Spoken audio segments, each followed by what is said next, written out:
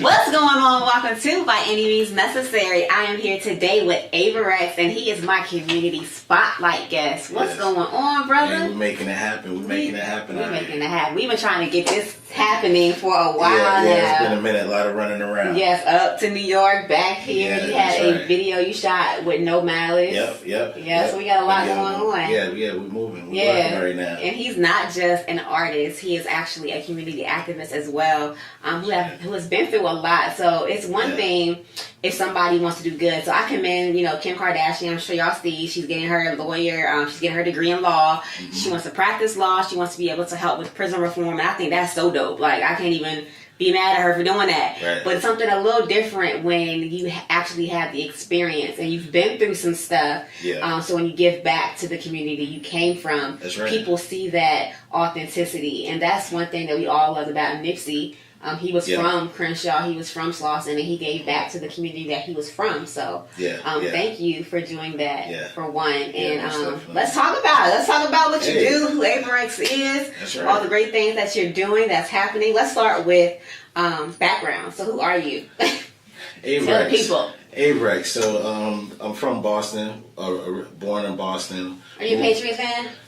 Yes. I love Patriots. You're from there. But I'm not an extreme Patriots fan. Okay. You know what I'm saying? I got family members, they just over the top with it. Yeah. I'm an observing fan. Did you believe that Tom Brady was retiring when he posted that he was? Or did you even see it? I didn't see it, but I don't believe it. Oh yeah, it was April Fool's joke. Yeah. I figured that. What about Gronk? Is Gronk gone? I think he's done. Yeah. I think he's done. And I think athletes should retire early and go into other ventures. Mm-hmm. While they still can and have all of their mental faculties in order.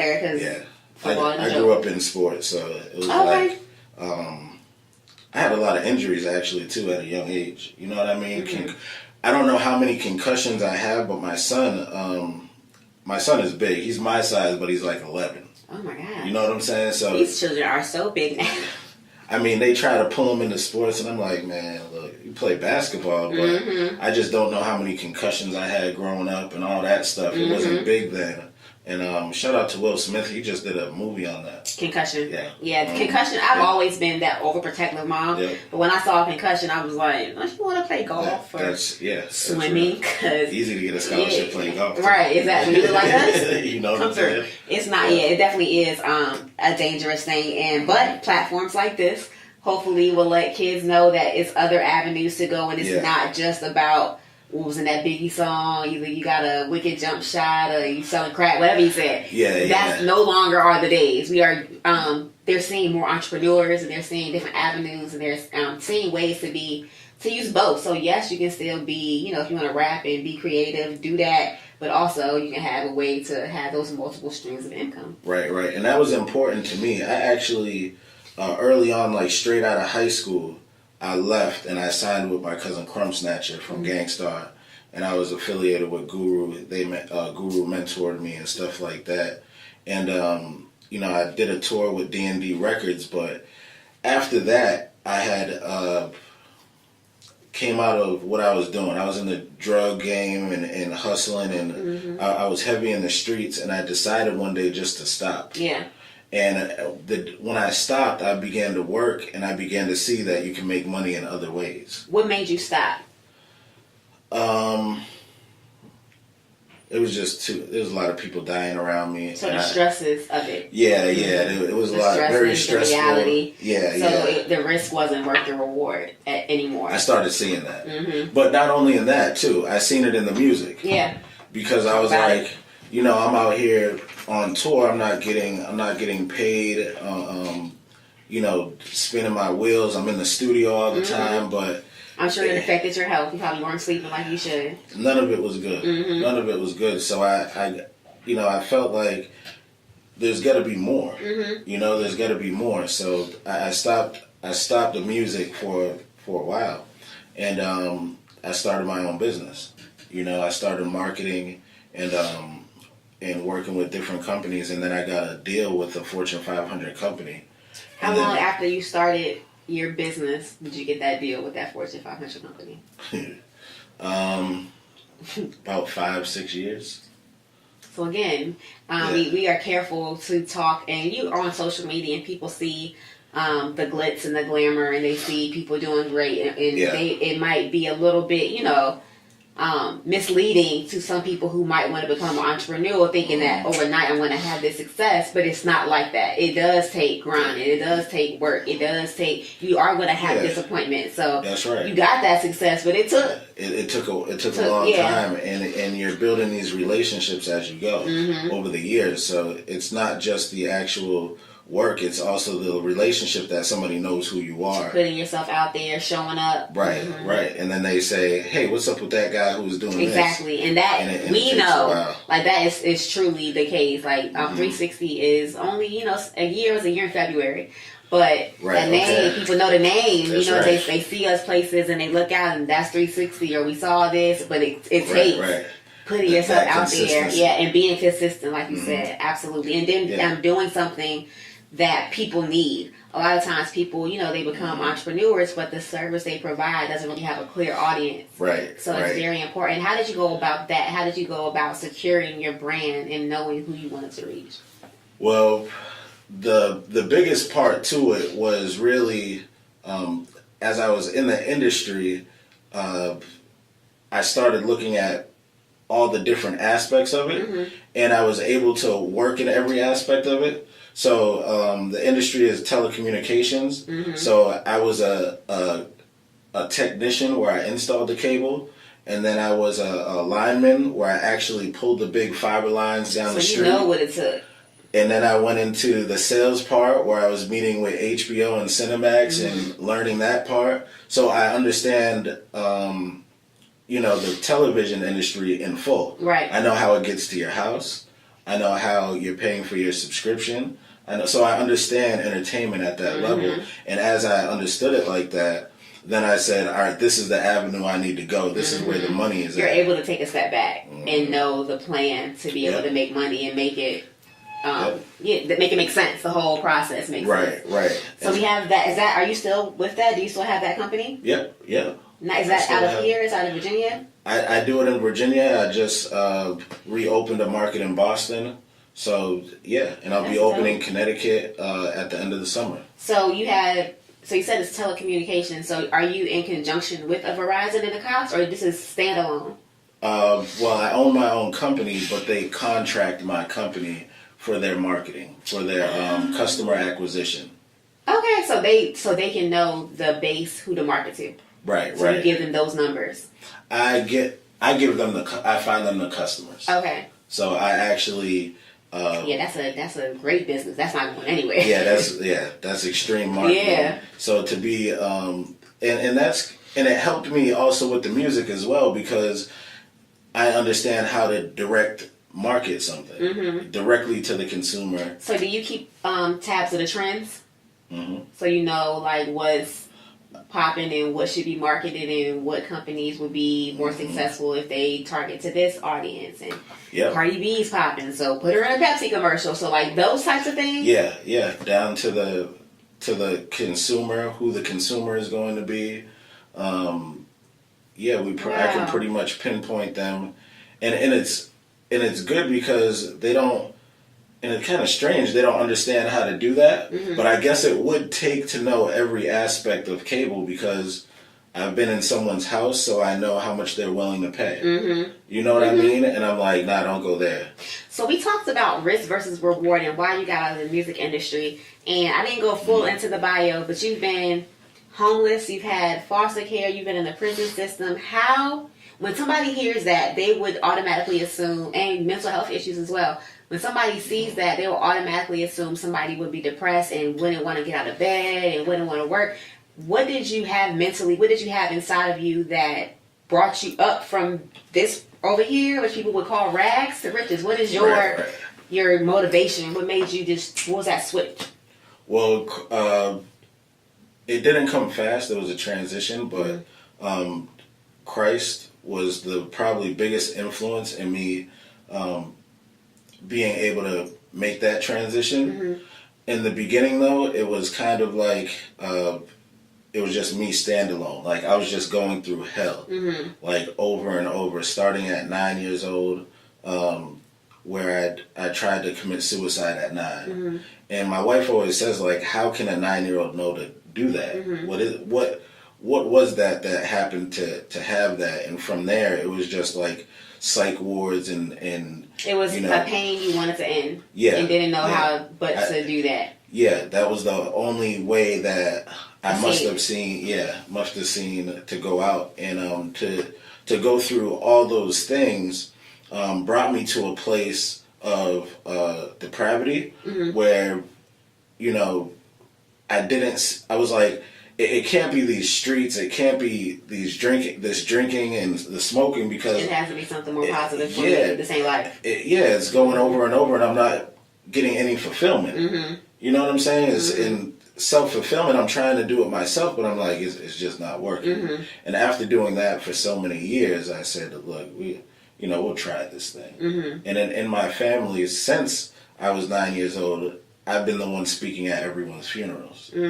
So there was a calling on my life at that time. You know what I'm saying? You're able to change the atmosphere. They say something that you can either be a thermometer or you can be a thermostat. You can come in and you can take the temperature of the room and adapt, or you can change the temperature of the room and everybody else will adapt to you. So it's very important. We do need change agents. We need people that are in charge of our energy. If we can lead it. So that's what's up. I think that is very admirable, and clearly you have done great work. So that's we got the 9 to 5 stuff down. What are you doing in the community? Because I know personally that it's a lot going on to make a change, to make people that might be hopeless feel like they have a place to belong. So what are some things you're doing to give back? Right. Well, recently, we did the march with the NAACP, and that was important that we do that, because just showing the community that we can stand together, and really come together. And every day, I do a Bible train reading on my Facebook page, and I started calling it the Pond, because so many people have started to engage in that. And just last night, literally, there was a man who was on, he was reading with me, his name is Jeff, and his son was murdered. And he's younger than me, and his son was a toddler when it happened. And he was so willing to do that reading. There was nothing holding him back. There was no, and it was really cool to see someone who had been through something like that still stay in the faith. You see, and to be able to bring that story out to the people, similar to like what you're doing here.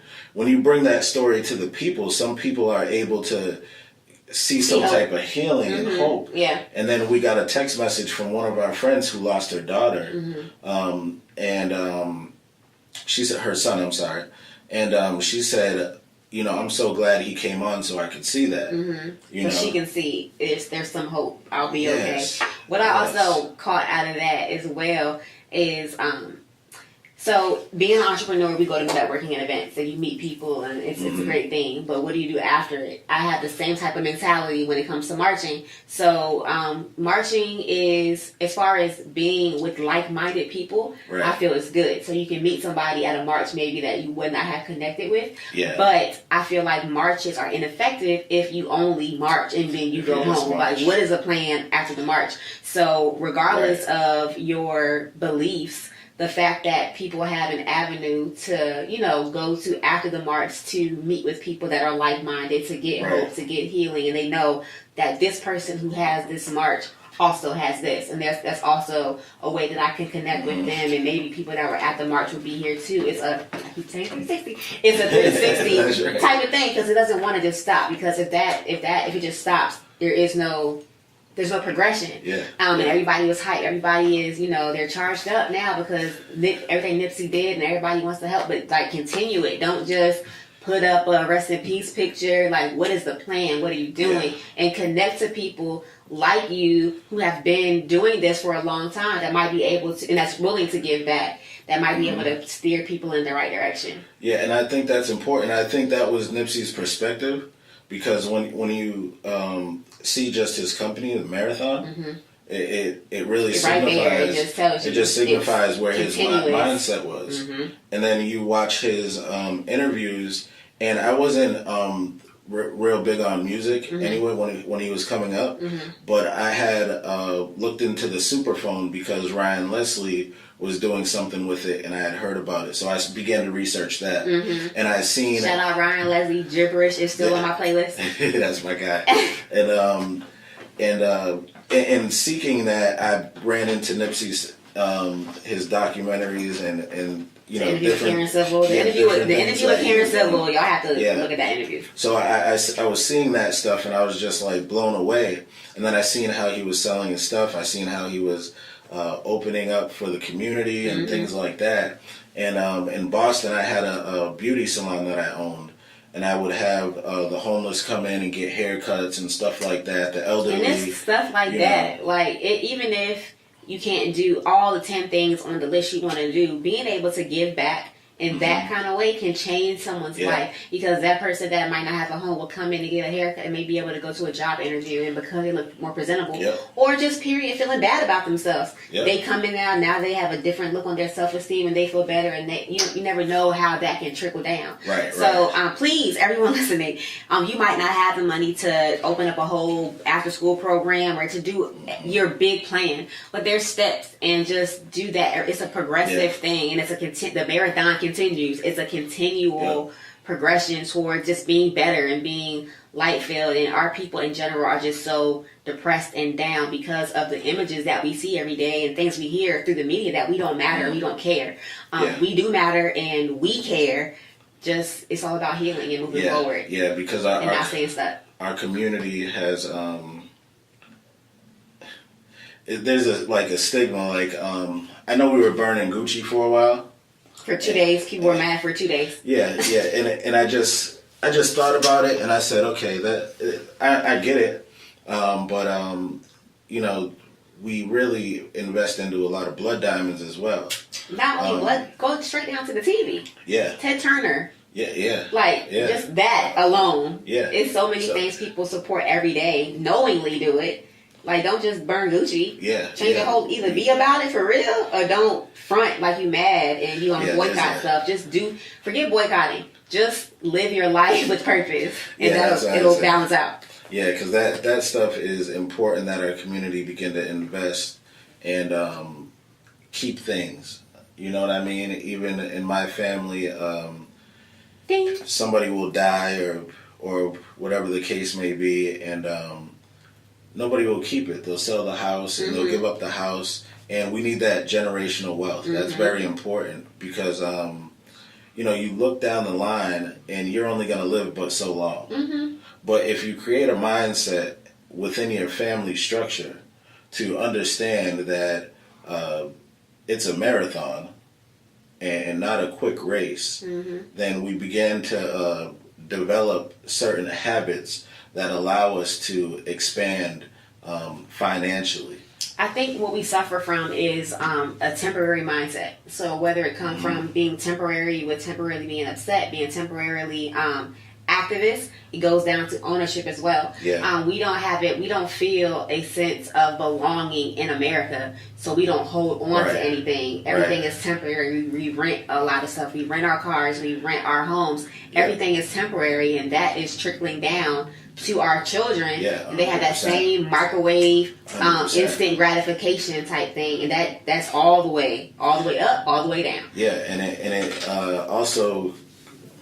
That same thing is in our music. So it's like all the way through. Like our parents' music. Like my mom was born in '57, so I grew up listening to Motown a lot. But that music has longevity. It wasn't about being temporarily what's popping right now. So Blueface, the Thotiana thing, that is a phrase that is from Thot with whatever the Ani is part, but it's temporarily cool. That song will not be something that they're going to play at reunions in 30 years. Right. They still playing the Gap Band. They still playing Michael Jackson. They still playing the OJs. They still playing all that stuff. Electric Slide on You in a Second. Exactly, because that stuff has longevity. That stuff has meat. That stuff will last through generations. They took time to make that stuff though. And it's also the content. Because content is very important to who can listen to it. Mm-hmm. So if your grandmother's there and your content is wrong, well, it's grandmas now busting it wide open. They may bust it wide open. They might drop it. They might drop it. Like I said, I heard a Juvenile interview, and he was like, grandmas was dancing. So back then, they doing it. You know what I'm saying? But if we can give them a content that matches life. Yes. And not fantasy. Mm-hmm. And that feeds into them. Like, we had, I posted something the other day about the R&B music we had growing up. That stuff was super inappropriate. But it still sparked something in you. Like, I remember hearing R&B songs when I was young made me want that kind of relationship. I heard Maxwell and was like, I want to feel like that about somebody. I remember feeling like that. Right. My kids can't turn on a song and say that about nothing on the radio right now. Yeah. Besides maybe like a Daniel Caesar or her, but they know that music. Right. You turn on one thing any given day, you're going to hear some crazy stuff. Like, that's not the example. We had more of a mixture. Yeah. More of an array of nice stuff. But the good thing is we can censor some of it to an extent. To what they hear, but they also need to understand. But I just look at it and I just see it's sin, and we're all plagued with it. No matter how we look at it, it's something that is stuck in all of us, and we have to begin to look at ways to defeat it and suppress it as much as possible throughout humanity. And I think different cultures also deal with different things, because you have now a lot of cultures trying to share within our culture, and it creates a whole different problem. You know, because I'm from an area where it's mixed. In Massachusetts, it's mixed, but predominantly it's white. Mm-hmm. You know, and in that environment, growing up, to an extent, I started becoming the cool kid because I was black. Mm-hmm.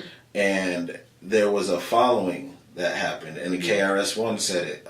We have white kids calling themselves niggas. Mm-hmm. You know, which is a term that I don't take lightly, but I understand it because it's something that I would use. But I don't choose to use anything that's associated with something degrading. Mm-hmm. You know, even women can call each other certain names, and I just don't.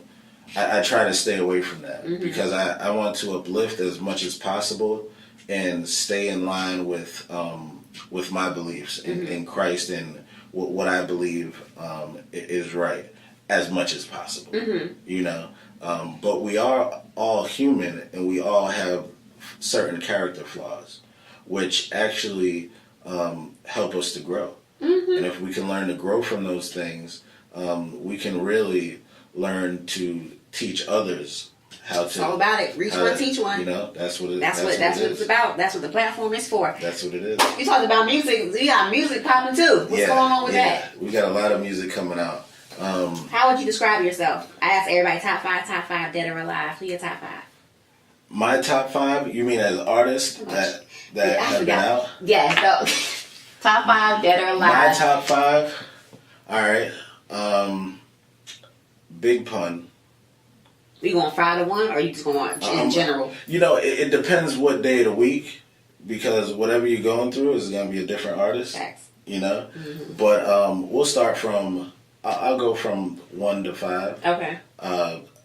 So your top is Big Pun? Yeah, I would say Big Pun. He just started doing something different. Mm-hmm. You know?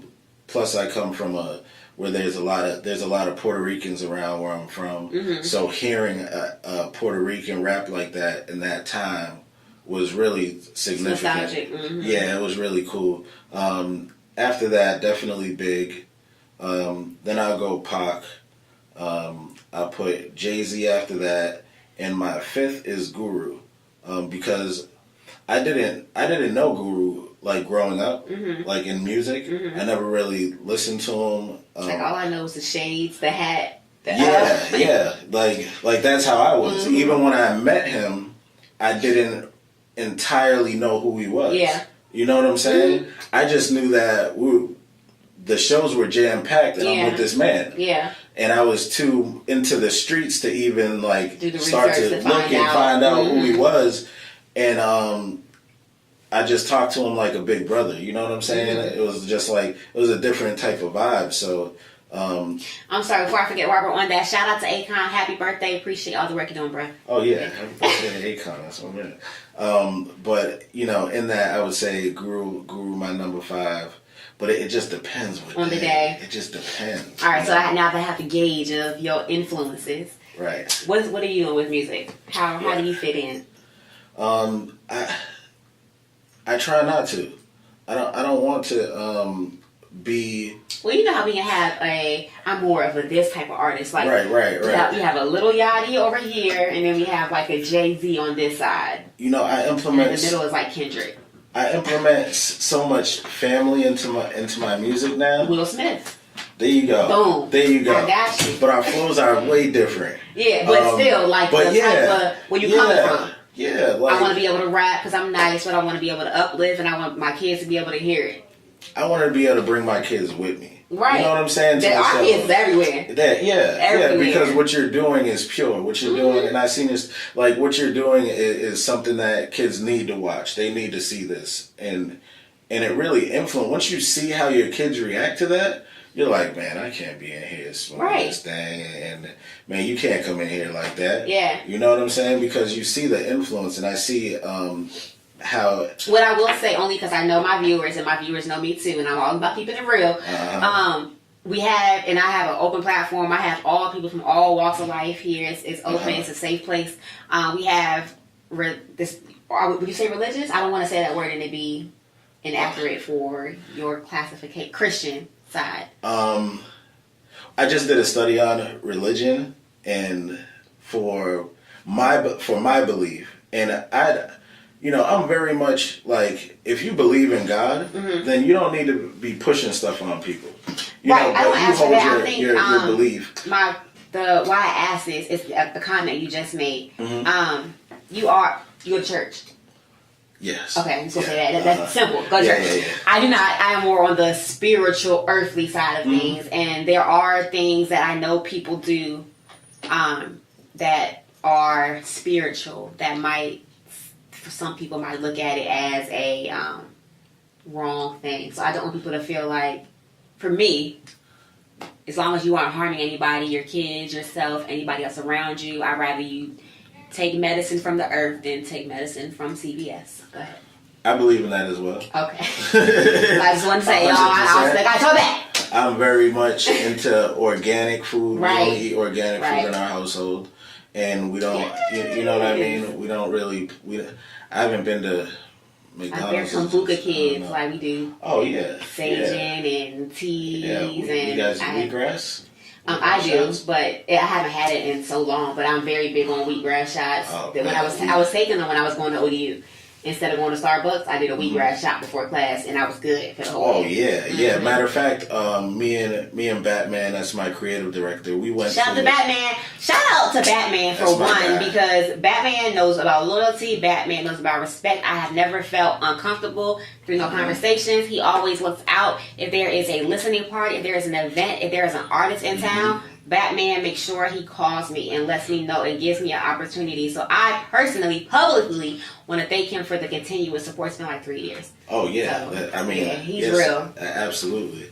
And we went to Brooklyn. We did Shady 45. We were on Static Selector's show. They're at Sirius XM. Yeah. So we did that, and I was like, Batman, we got to go to Angelique's spot. And I had the fruit, the smoothie, the juice bar. Yeah. What is it? Juices for Life. Yeah. And I have been conversing with Styles P wife. Me and her have a mutual friend.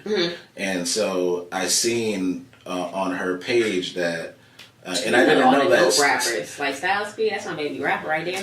That's my guy. That's in his top 5. Oh, really? That's your top 5? Okay. Yeah, Styles P is that. But he I didn't know he owned that juice shop.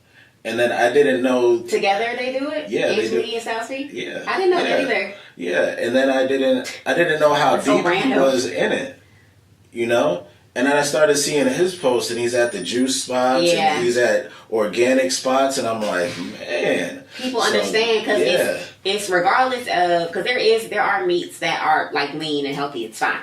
But we are all about the energy. Now, we are not vegan. We tried it for probably like 3 months, and we were okay with it. Like, the food wasn't bad. It's not about the food. It's about, for us, the planning. It's expensive. It's a lot to do. You have to plan and do all that stuff. But we know that anything dead that was once alive is attached to that energy, and you're putting that in your body. That's like other people, inside of you, like animals, living things. I did a lot of research on that meat stuff, and the mucus and cancers, and I've been known, but it's like, it was a different experience for me in that time, finding out, because I was quitting drinking, quit smoking, and stuff like that, and then everything at once.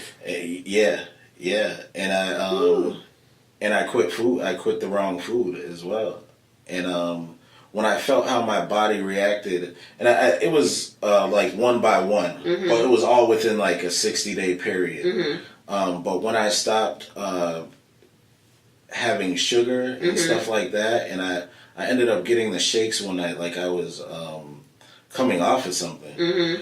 Then I knew how bad it was. I said, "Oh man, anything that this is." Well, I don't know if you were hyper before, but you are super calm. Like, you have such a calm energy. Like, I can't see you ever getting, like, do you ever get amped up? Like, I mean, when I'm performing, I go. That's different from my life. You seem like you're always like. Well, in business, I'm very stern. Very stern and calm. But does this demeanor change at all?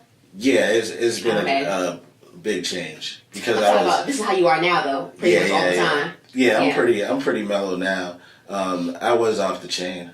It would be two different people. It would be and like, you feel the difference. Like, does your head feel different? I feel like since I have become, since my third eye, since my rebirth, I am much more. Now, I still suffer clinically from anxiety, but it's nowhere where it used to be. I don't see any medication for it anymore.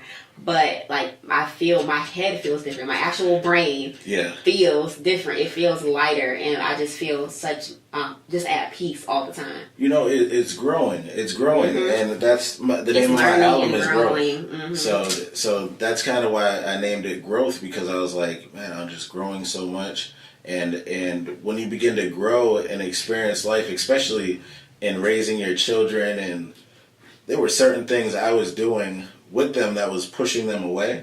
But it was nothing but a repeat of something that you went through, or trying to shield them from something that you went through. It's always a reason. If you're present with your children, anything bad this is my opinion, if you are a present parent, anything that you don't like that you're doing is probably a projection of something that happened to you, or something that you don't want them to go through. But if you don't really know how to communicate, it's going to come off different. Or if nobody communicated with you, you aren't going to know how to do it with your children. Exactly. Yep. And I think a lot of that was the learning process. The same way with business, I didn't, I would just flip out on the phone, and these are corporate people, and they're like, man, this guy is crazy. Yeah. He's getting the results, though. Yeah. So we'll deal with it because we want the results. A lot of white people are used to dealing with people who are rude. They're just not used to dealing with black people who are not submissive. So that's why you were able to keep that stuff, because they're used to hearing it. They're just not used to hearing it from us and from a power position. Yeah, because it's very, and I can see how uncomfortable they get. And, in some cases, but it's me saying, like, I'm protecting the people. I have white people who work for me. I'm protecting my people because we're contractors. So we're not necessarily getting a salary and things like that. So I have to make sure that, you have to understand, I'm putting food on these people's plates. making sure that families are okay and stuff like that. So I can't play games with you. Exactly. You know, and I can't allow you to have leverage over me because that's going to interfere with the business that I have to conduct with you. You're not going to deal with me in the right way so I can help them and help you at the same time. So I have to take that position. But as they go on, they start to see and understand that. And they're like, oh, okay, he's producing. And there's never a reason that, like, I won't do that unless I see everything and you don't hear me. Exactly. You know? Yeah. And I need you to hear me for us both to progress. Yeah. And I appreciate it when you do it as well. It's not a one-sided thing. Right. If I know I'm wrong and you're, call me out on it. Do this, that, and this, I'm like, okay. Yeah. You know? I'm the same way.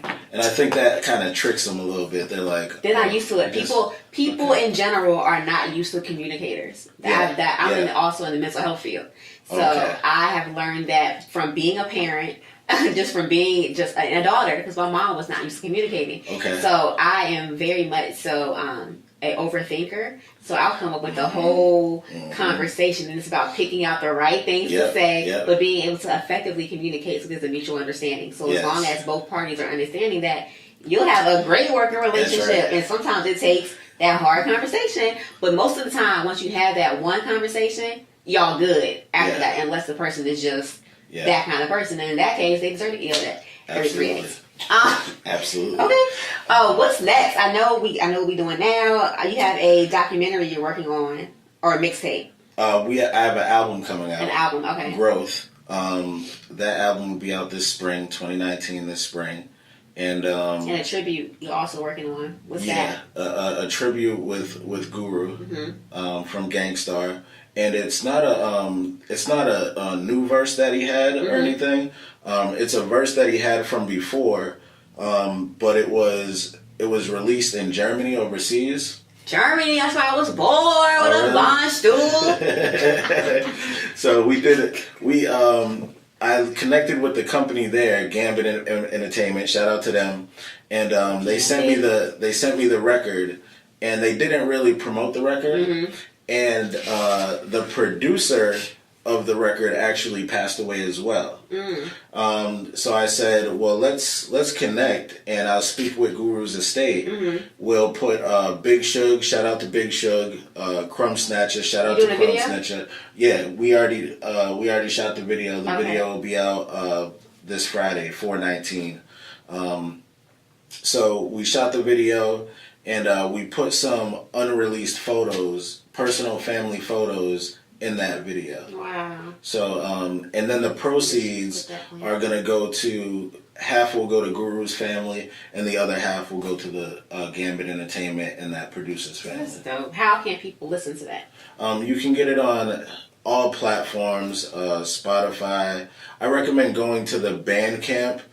Just hit Avrex, Bandcamp, Avrex. And that's you're on all streaming platforms with that name. Yep, Avrex. And social media. Social media is Avrex, Avrex Hip Hop. Okay. And that's on all platforms, so you can find me there too. Well, listen, man, I thank you. I thank you for all that you're doing in the community, for your family. I appreciate all of that, and just the growth and the turnaround and the ability to survive. Through all of that. By any means necessary, even though that's all we talked about this whole episode. By any means necessary, what will you do for yourself or for your community?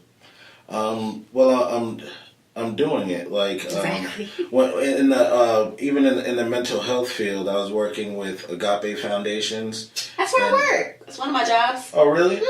Sherry Mawusi is a good friend of mine. Shelly. Yeah. So you know Alonzo Sarah? I don't know. Yes, I think I briefly met him. That's what I work for. Oh, really? It was Mr. Washington.